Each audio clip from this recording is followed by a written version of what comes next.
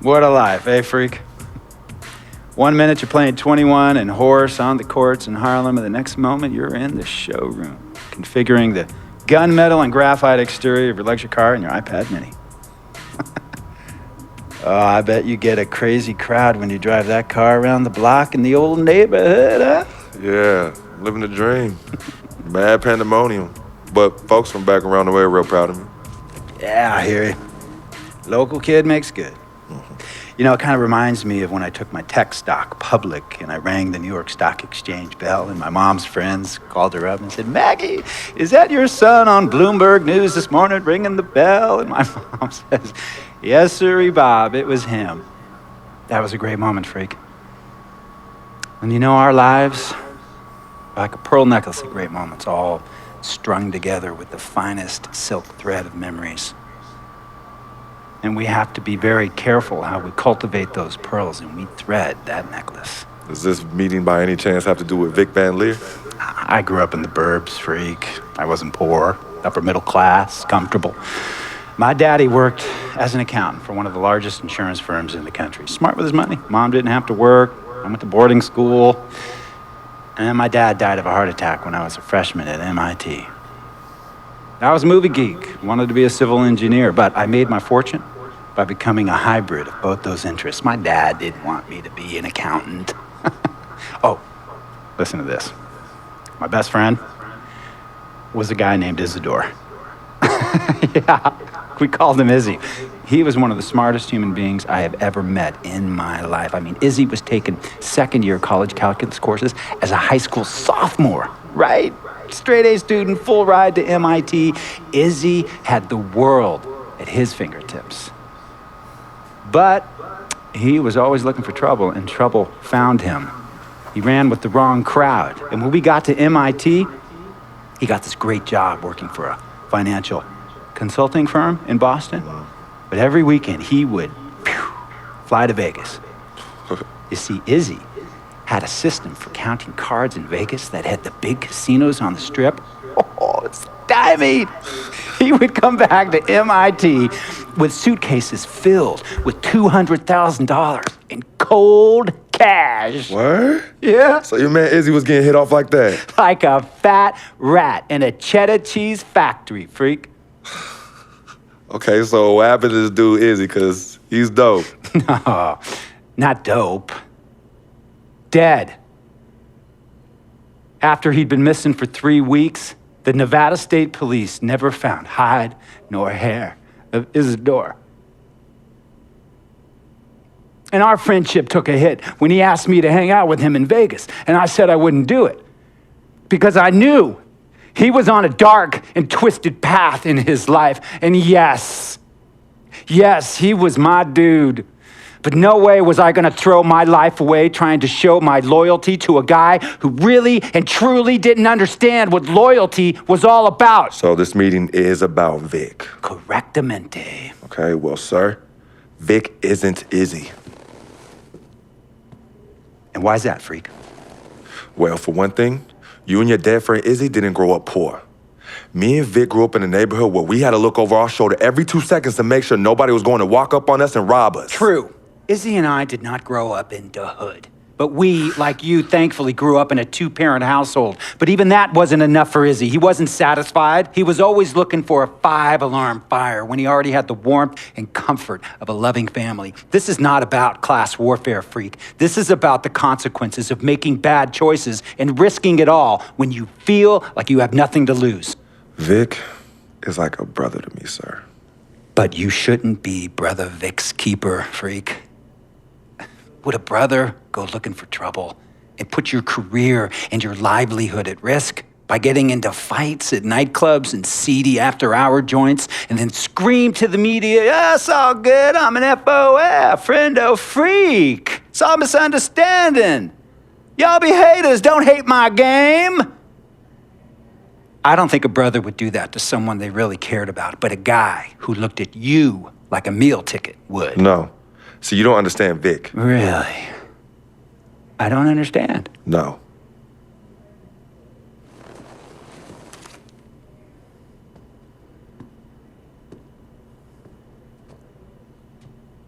Look, man, it was a misunderstanding with the guy in the next VIP booth.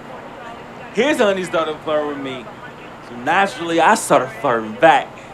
Next thing I know, Captain Cornball's off my grill piece beefing. Next thing he know, he got a 2-piece and a biscuit under his left eye. Hey, I don't know who hit him, and it damn sure wasn't me. Hey, Captain Cornball's mad because I'm an FOF, friend of freak. Hey, but check this out though. He needs to train that hottie before he leave the house though. Yo, he's hotties ain't loyal, man. What's there to understand? Are you freaking blind? You know, I just want to know, how much did you pay your lawyers to make all this go away? Almost $100,000. Excuse me, son, I'm sorry, I couldn't hear you. I said I paid almost $100,000. Exactly. And if you keep riding shotgun with Vic, you're gonna go broke. Quick, fast, and in a hurry. Look, Vic is my friend, and I grew up with him. How many times I gotta tell you, sir? Freak, this is not a request. I am not asking you to do this. I am telling you to do this. And the first order of business is that Mr. Vic Van Leer is banned from traveling with you on the road. Vic is banned from the locker room. And Vic is banned from this arena. And if I catch this guy, Vic, in or anywhere near the facilities, Mr. Vic Van Leer will be arrested for trespassing. Are you serious, sir? Brother, I'm as serious as cancer. We all know that can be deadly. You know, when me and Vic were kids, playing summer tournaments at the Dome, we always imagined making it to the pros, right? And after the crowds left, just a street light was on the court, like 11:30, 12 midnight, even 1 in the morning sometimes. We used to practice player introductions, running on the court, giving dap, high-fiving the teammates. Vic, he would act as an announcer. You know, he would introduce me, announce my name on a loudspeaker, and the Jumbotron would flash my image like a little guy dressed in long shorts and a jersey. And now, fresh off his 3-game, 62-point scoring streak, the youngest player to ever do so in NBA history, Frequency Vibrations!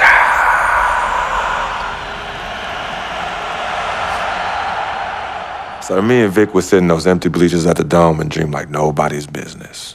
And now I'm living a dream. For real. And in so many ways, Vic was part of that. Please, listen to me. I mean, I know this guy's your dude from way back. Look, me and Vic go way back like the front seats of a 67 Cadillac. That's good.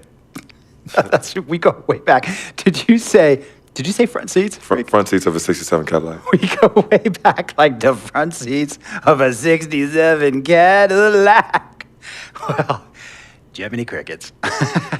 I'm going to be the hit once again at Herbie Allen's Sun Valley Shindig because my fellow billionaires love it when I walk and talk that talk. So that almost sounds... No, let me tell you exactly what it sounds like. I respect, admire, and most importantly, love you as a human being and a role model. But I pay you a lot. And I mean, I pay you a lot of money to play for my team. And I am in this game to win it. And you can't win it with an albatross around your neck like Vic. So Vic is done. History. And here's some more lingo that I picked up from a former megastar who used to play for me several seasons ago. Thought I would never release him until I did. And now he's the 6th man on a struggling team in Venice. And yeah, I'm talking Venice with the canals and the gondolas and Harry's Bar, not the street ballers next to the fortune tellers on the beach in Cali. This guy used to tell me when he thought there was a player destroying our team, don't be a hero, cut that zero. And that is what I am telling you about Vic, freak. Don't be a hero, cut that zero. The only thing Vic brings into your life is headache and unwanted and unnecessary negative attention, and it will begin to affect your mindset. And when it affects your mindset, it's going to affect your play. And when it affects your play, it's going to affect my team. And when it affects my team, it's going to affect my money. And if it affects my money, Google Translate will become your new freaking friend. I want a championship ring, freak, and I want you to help me get that ring. And banners after banners hanging from the rafters in this arena. So, freak, hear me clearly and hear me good. V, G, Vic, gotta go!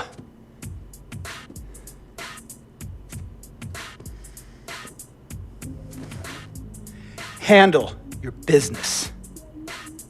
And remember, that contract you signed contains a morality clause, a very important clause that revolves around your conduct on and off the court, and how it can negatively impact my team. Now, I don't want you to have to learn Italian or Croatian as a second language. And hey, playing pro ball overseas, there's nothing wrong with that. But the arenas are nothing like this, nor will the money be the same. And on top of all of that, this is the US of A, the greatest freaking country in the world. Ask yourself, is Vic worth all that? Think about it. Think long, think wrong. I was looking at him like he was crazy. Vic does have to go. I'll tell you about Vic. He has his bad rap. It's not, and I understand some of his judgments might shadow his actual character. He's not that at all. Man, Vic, let me tell you something. We actually, we have love for each other. We're brothers. Blood couldn't make us any closer at all. I mean, he has so much loyalty to me and to my family. You can see even Cece, has issues with him, but he still loves her. He still loves her.